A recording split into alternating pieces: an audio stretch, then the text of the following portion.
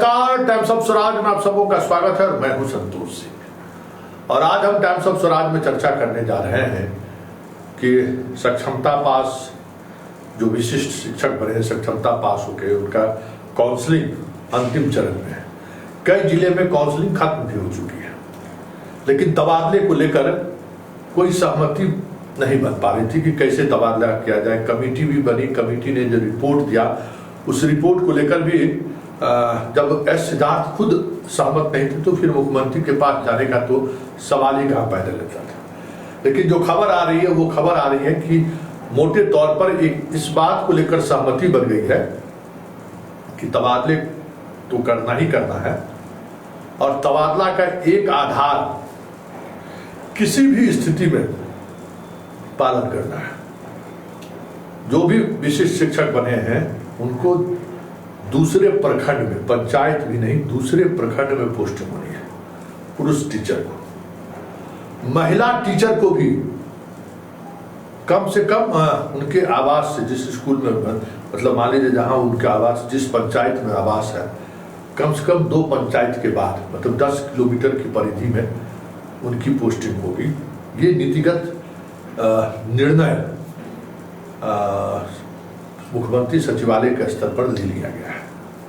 ये बड़ी खबर है और अब इस पे सीएम की सहमति मिली है। किसी भी दिन सीएम की सहमति मिल जाएगी। इसलिए कल शिक्षा मंत्री से जब पूछा गया तो सितंबर कह रहे थे, वो अब 2 महीने की बात करने लगे। 2 महीने की बात करने के पीछे वजह यही है कि इस प्रक्रिया को पहले पूरा कैसे किया जाए, इसको लेकर रणनीति बनानी है। क्योंकि देखिए सामने के पाठक नहीं है कि ह्यूम में सब कुछ एक साथ कर दें, ऐसा संभव नहीं। वो इड़ले बिड़ले इस तरीके के अधिकारी होते हैं जो भिड़ गए तो भिड़ गए।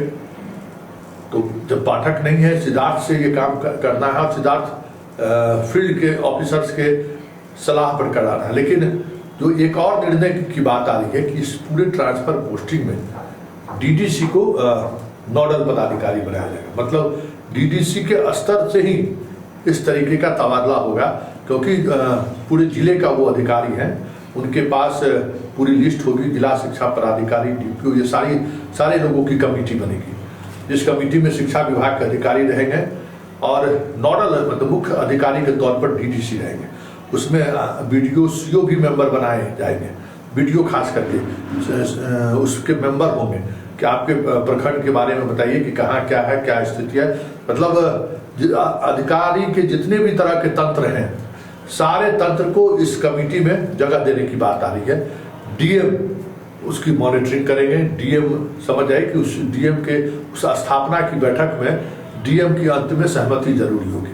मतलब कैसे तबादला होगा, तबादला का स्वरूप क्या होगा, तबादले के दौरान किन किन स्थिति को ध्यान में रखा जाएगा, ये सारी बातें हमें लगता है कि सितंबर के अंत तक स्पष्ट हो जाएगा। विधिवत नोटिफिकेशन उसका हो जाएगा। कोई कैबिनेट में जाने की जरूरत नहीं है। कुछ चैनल लोग खबर चला रहे थे कि कैबिनेट में जाएगा। कोई कैबिनेट में आपके तबादले नीति के लिए जो है सो किसी भी तरह का, ये जो अज्ञानी लोग हैं ना, जो पत्रकारिता का जिसको ABCD नहीं पता है, जो विभाग कभी जीवन में देखा नहीं है, जो होता है ना कि कभी कभी किसी के हाथ में जो है सो अचानक जो है सो लंगूर के हाथ में अंगूर आ जाता है, वही स्थिति है। लोगों को ये समझ में नहीं आता है कि भाई तबादला का जो पॉलिसी है ना, इस पॉलिसी को कैबिनेट और सरकार में जाने की जरूरत नहीं है। वो विभागीय प्रारूप है और विभागीय प्रारूप में विभाग के सेक्रेटरी ऑनिलॉल होते हैं और शिक्षक कोई गजेटेड ऑफिसर नहीं है। ये भी समझना चाहिए कि कोई ये डिप्टी कलेक्टर नहीं है जिसके तबादले के लिए कोई नीति बनेगी। समाज प्रशासन विभाग उसके लिए सफिशिएंट बन गया।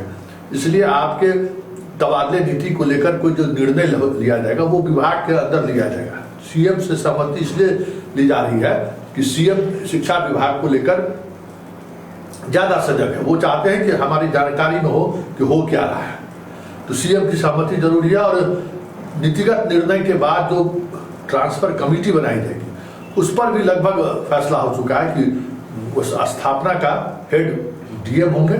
सारा काम डीडीसी की अध्यक्षता में होगी। शिक्षा विभाग के तमाम अधिकारी उसमें रहेंगे और बीडीओ भी रहेंगे, ताकि कहीं से भी जो है कोई शिकायत की गुंजाइश नहीं मिले। उससे पहले जितने भी उस तरीके का डॉक्यूमेंट्स, सस्पेक्टेड डॉक्यूमेंट्स मिला है, उसके वेरिफिकेशन की भी प्रक्रिया पूरी करने में तेजी लाने का निर्णय विभाग के द्वारा हुआ है। तब तक सक्षमता 2 का भी रिजल्ट आ जाएगा। तो मोटा मोटी तौर पे जितने भी शिक्षक है, मैक्सिमम शिक्षक सक्षमता के सहारे वो कंप्लीट करके वो अपना रिजल्ट के सहारे आ जाएंगे। फिर जो बचेंगे, ये भी याद रखिए कि जो सक्षमता का परीक्षा नहीं दिए हैं और फिर भी वो जो लोग बचे रह जाएंगे, तो तीसरे सक्षमता में उन्हें शामिल होने से पहले उस निर्णय के लिए सरकार को विधिवत कैबिनेट से लेके सरकार से नोटिफिकेशन जारी करना होगा और जो आपका नियोजन इकाई है उस नियोजन इकाई को भंग करना होगा।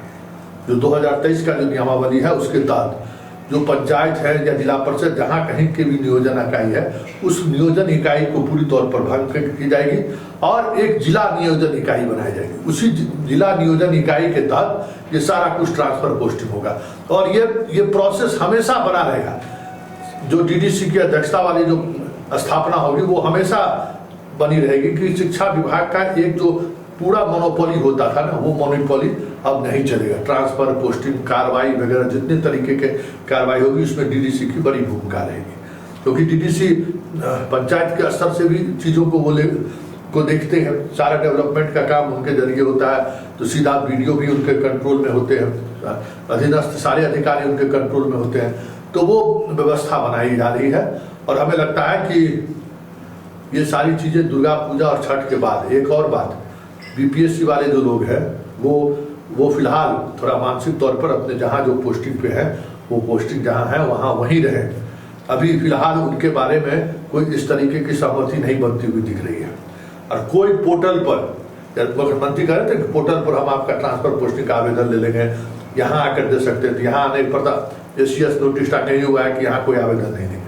पोर्टल पर भी अभी कोई ट्रांसफर पोस्टिंग का ऑप्शन आने वाला नहीं है। फिलहाल ट्रांसफर पोस्टिंग का ऑप्शन जो महिलाओं के लिए, दिव्यांग के लिए आ रहा है, वो उस पर बाद में निर्णय लिया जाएगा। पहले सक्षमता वाले जो विशिष्ट शिक्षक बने हैं उनकी पहले पोस्टिंग हो जाती है, फिर बीपीएससी के मामले में भी महिला और जो विकलांग है उस पर तब सरकार निर्णय लेगी। लेकिन उन तमाम निर्णयों को लेकर जो एक स्थापना की जो एक कमेटी बनेगी, जो स्थापना जो आपके प्रमोशन को लेकर, आपके ट्रांसफर को लेकर, बाकी जितनी प्रक्रियाएं हैं, पहले देखिए डिस्ट्रिक्ट कैडर जैसे ही होगा ना, एक बात समझ लीजिए, तो वो शिक्षा विभाग के अधिकारी के पूर्णतः कंट्रोल में नहीं होगा, वो डीडीसी के कंट्रोल में होगा।